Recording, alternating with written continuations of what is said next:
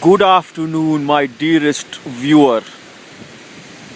I am reporting to you from the edge of the lake, south of Lake Shore, in the grand domicile of South-Etobicoke, on a bleak,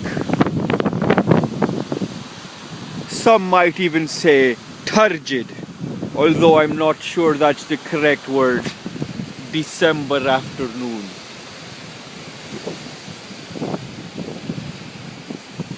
As you may notice, today I am bearded. The reason I'm growing my beard is because of Muharram. You know, I've been talking about how Shias commemorate the martyrdom of the grandson of Prophet Muhammad, peace be upon him, and his family during the holy month of Muharram, the first Islamic month.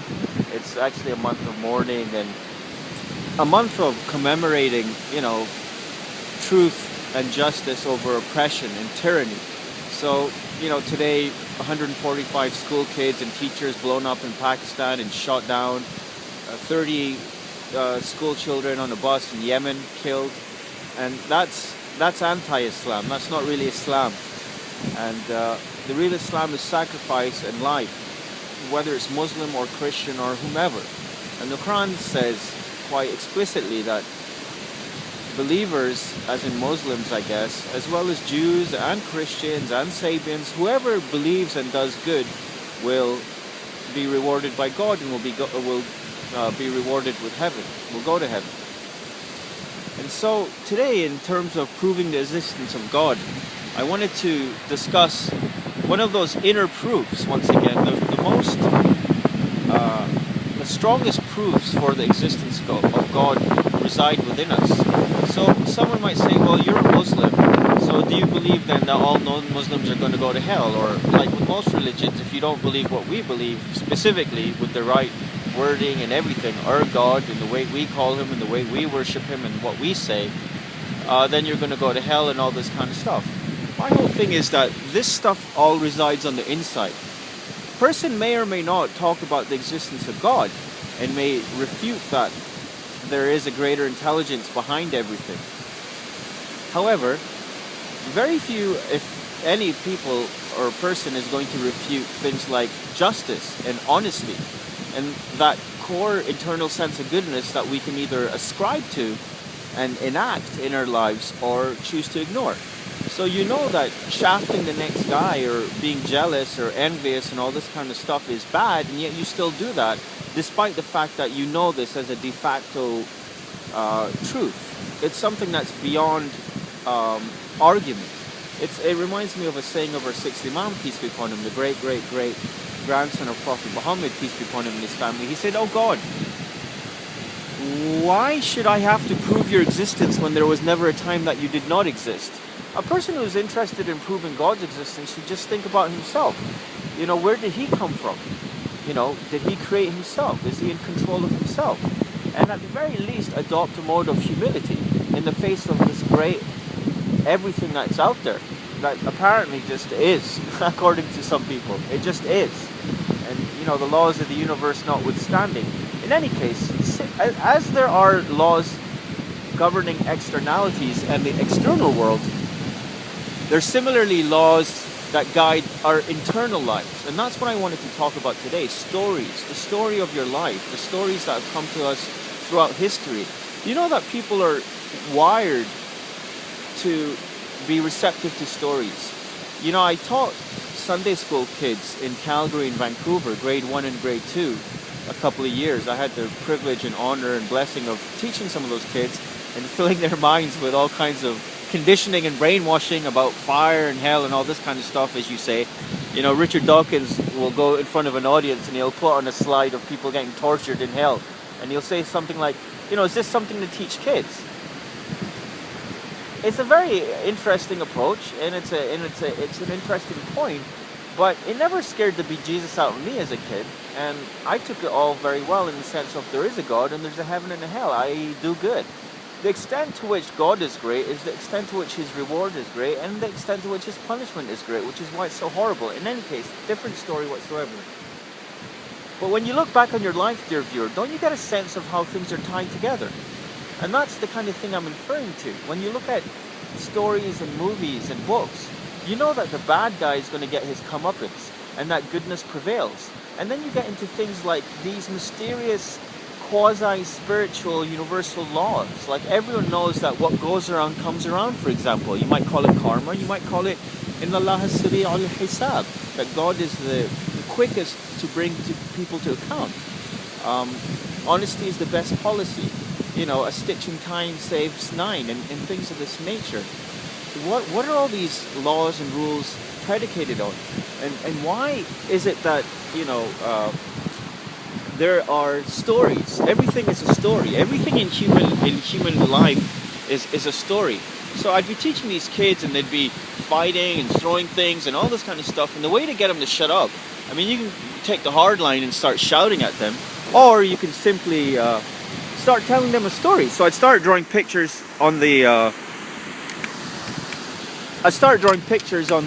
board, and you know, start talking about Prophet Muhammad, peace be upon him, and his family, and different things of that nature. And they'd immediately be engrossed, because there's this facility within us that wants to learn. And what it is that, see, in a world of causality and accidents, first of all, man would not be so preeminent over everything else. There would be other creatures that talked and built huts and different things like that, whereas we see animals on the level of 0 and human beings just out there totally in terms of supremacy. وَسَخَّرَ لَنَا الشَّمْسَ وَالْقَمَرَ. You know, everything in the universe has been made subservient to you, says God in the Quran.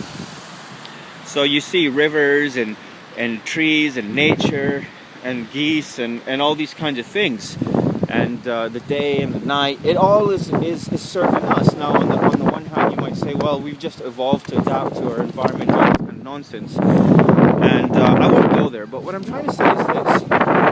See, in a world of causality, we wouldn't have these internal laws of ours that guide our existence, and we wouldn't have stories. It'd just be random nonsense. You know, good would not prevail. The order in everything, including in our cities and in civilization and everything, just points to a guiding force, right? We consider ourselves so intelligent, and yet we don't stop to think or wonder why or how such an intelligence came about in the first place. You know, if an intelligence was created, as it has been, and it has come into being, our intelligence, it must have been created by a large intelligence. How can something that is inferior create something that's superior? You know, the Amway kingpin, Bill Braid, among other things, always used to say that the creator of anything is always bigger than what's created. But in any case, back to stories. So the story of our life. You know, we have a sense inside of us that things are unfolding due to a certain pattern, or due to a certain, you know, grand scheme of things. And we've got biographies of famous people, we've got myths and legends, and once again, it all points to some greater thing governing our lives. Now, the thing is that we see the laws of the universe in action, right? And we see all these amazing things unfolding all around us, and everything follows a particular law, and everything follows particular rules and whatnot. Well, the thing is, unfortunately, or for whatever reason, people generally consider themselves and their lives and their, you know, psychological and spiritual lives and their value system to be beyond or outside of the scheme of things. If the scheme of things has rules governing water and molecules and sticks and twigs all the way up to trees, all the way up to the cosmos, then why do we assume that our internal lives should not and are not governed by such a thing as well? And we begin to sense that it is the case. You wake up in the morning, there's a purpose. You look back on your life, there's a purpose. There's some meaning. There's something going on. That's really what it boils down to. You know, I was going to call this clip stories, but you could just as well say, there's something going on. Either you think there's something going on, or you think, once again, there's nothing going on. How could you think nothing's going on, given everything that is going on?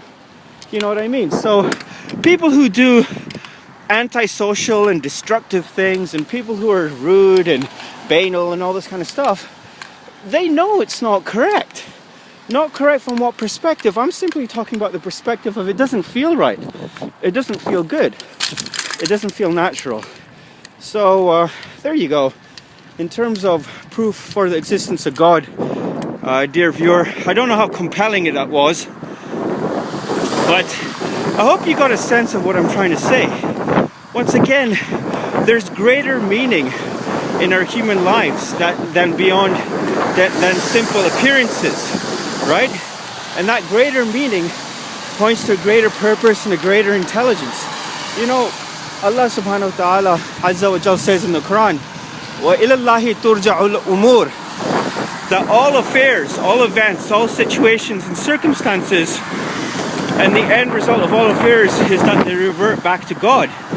So once again, you know, if you do good, you're going to get your just reward. And if you do evil, you're not going to fare too well. And I guess that's it. I don't know where I am in terms of time, but you know, on the one hand, I get a sense that I didn't really say what I wanted to say, or I didn't present anything cogent. But then again, at the end of the day, like Imam Ali said, peace be upon him, there's enough light for one who wants to see. And so if you did get a gist of what I was trying to get at in terms of stories and meanings and purpose and all these laws and idioms and things that we subscribe to, then there you go. Over and out. I'm getting tired, my dearest viewer, and I gotta go pick up some groceries, and then I gotta go transit. I gotta go to a majlis commemorating Imam Husain's martyrdom. So I'd love to hear back from you with any comments, etc.